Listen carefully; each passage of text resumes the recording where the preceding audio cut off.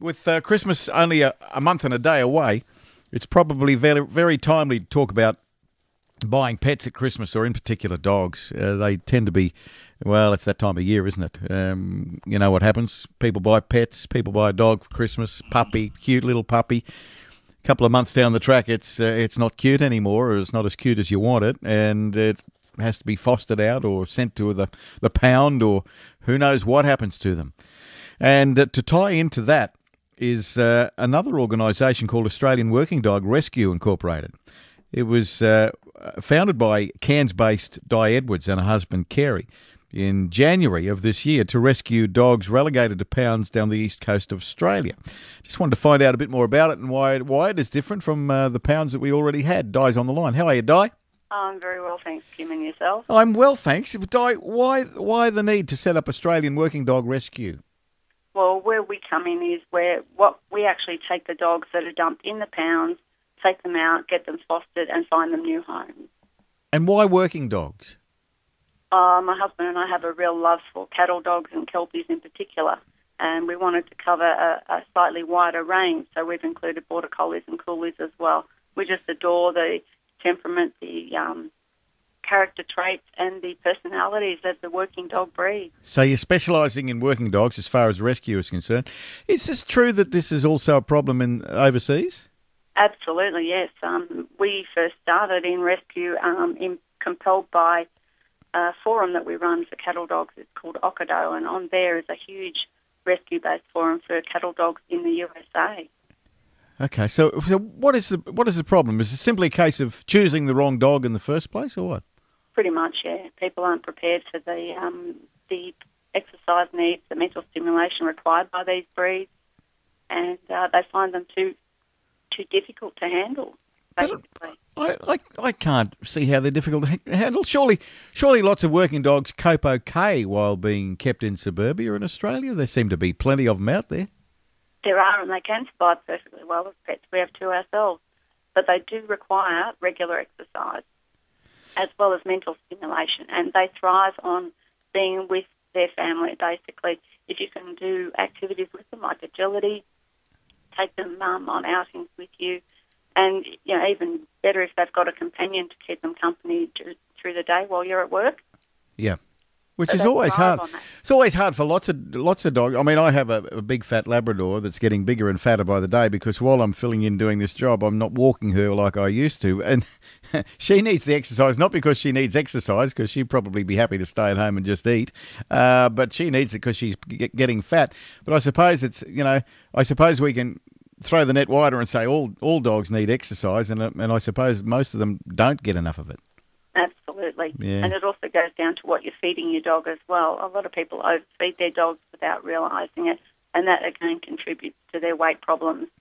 Yeah, it's funny, we see a dog and, even if it's, say, a 20 or 25 kilo dog, which is, medium size, I suppose, medium range, and yet if we see a dog like that, we've got to give her this massive pile of feed at night and sometimes morning and night.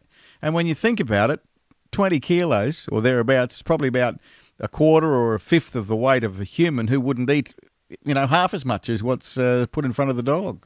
That's absolutely right. I don't know why we think that way. We do think we've got to feed them a big pile, though, don't we? We kill our dogs with love. It's a very common saying. We feed them far too much. Hey, Di, what happens with these working dogs who don't get the physical and, for that matter, mental stimulation? What are the traits that you usually see them burst into?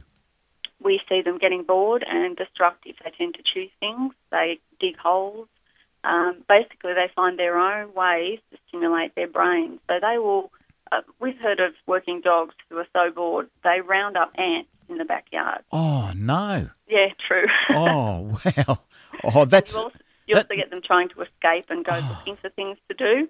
I mean, the ant story is funny, but it's very sad at the same time. It is, isn't it? It's pathetic. It's tragic. It is. So can you imagine the state of the poor dog's nose. Oh, gee. So how do you rehabilitate them? What do you do? Where do you come in? Well, what we do is we take them out, we put them into foster homes or in boarding kennels while we look for a new home for them. It's basically part of a rehabilitation process because we don't know what the dog's been through to make it end up in the pound. Some of them are just dumped as pets whose owners are moving, can't take them with them. Others are abused, dumped, and they've been through a pretty rough time. We've recently rescued a Kelpie who had been through a terrible, terrible life. He was emaciated. He had fungal infections on his feet. He had really bad teeth infections all through him. And basically, we don't know why he ended up like that, but he did. So he's going through an intensive rehabilitation process to get him back to full health. So we get them vetted, get them back to full health. We assess their temperaments to make sure they go to the right homes. And then we go through the adoption process where we vet applicants and rehome the dog to the right person. So when we say working dogs, and you mentioned Kelpie there, what are the ones we're mainly looking at? What breeds? Australian cattle dogs, yep, which are more commonly known as blue heelers or red heelers. Mm-hmm. Kelpies, border collies, and the Australian coolie, which is not as commonly known, and we don't get a lot of them in pounds, but they are classed as a working breed. So when you rehabilitate these dogs, Di, I mean, and bring them back to what they love, and that is working, what happens then? Do you know, because you foster them out, they're fostered. What happens when the foster owner, if you like, is finished with the dog? Where do you find a home for them where they're going to get the work or the activity? Well, the funny thing is that the majority of them aren't suited to life as a working dog. We get a lot of them in regional New South Wales, for example, where they've come from a working property and they've been dumped because they couldn't work. They weren't doing their job.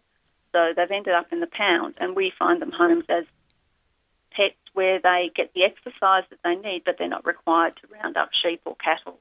Mm-hmm. Are you ever after foster parents for these dogs?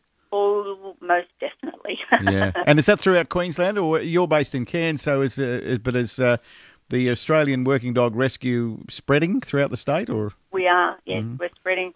We now have foster homes from Queensland, from Cairns. We have one foster home in Cairns, and we desperately need more. We have foster homes in Brisbane and the Gold Coast. We have foster homes in Sydney and regional New South Wales. Oh, okay. And into Victoria. And we've got our first foster home in South Australia as well. Wow, so certainly spreading very rapidly. Yes, but at the same time, we have several dogs in boarding kennels waiting for foster homes. So we like to keep up a rotating door policy where we get them out of the pound, quarantine them in kennels and have their vetting done, and then into a foster home. But, you know, sometimes dogs don't move fast from foster home into adoption. So they're left in the kennels waiting for that next step in the process. Okay, so that's why we need more foster homes. Yep, more foster homes, and as we mentioned earlier, a lot of these dogs are actually, with Christmas coming up, they're the gifts that just were wrongly chosen. That's correct. Yes. Yeah. Buy a puppy because it's cute. Also, Di, with Christmas coming up, I believe you've got a fundraising barbecue soon for Christmas to raise awareness. Whereabouts is that? If it's in Cairns, forget it. I'm not going to be able to make it. No, it's actually in Brisbane. It's at Kalinga Park, which is on Diggers Drive, Clayfield, and it's on Sunday the 5th of December from 8 a.m. to 12 p.m. And people are just welcome to go along? They are indeed. We'll have a sausage sizzle, we've got product samples and a raffle with a heap of fantastic prizes. And we'll also have Santa Paws and an official photographer there to do portrait shots. Good stuff. Santa Paws, that was, wasn't it? Santa Paws. Okay, Di, congratulations on the work you've done so far in a very short period of time with Australian Working Dog Rescue Incorporated, and good luck for the future with it. Many thanks, Kim. All the best. Thank you. Bye. Di Edwards, who's president of the organisation. She actually founded it with her husband, Carey. And it was only done in January, and as you heard, they now have outlets and foster homes, at least, in 4 states of Australia, and are spreading all the while. And it's simply a case, in most cases, as Di said, where people buy the wrong type of dog, and oh, gee, I guess we all do it to some extent, don't we? I don't know. Have you ever had a dog that... Most dogs, I think, have settled down well in my family. The only one I had, which I really think was mad, and I think it was because, dare I say, it was too inbred, one of the few purebred dogs I think I had, it was a Cocker Spaniel. It was absolutely mad, and thankfully I found a loving family for it who could handle the madness. After 3 years and many ruined things, well, that was enough. 13 13 32 is our number.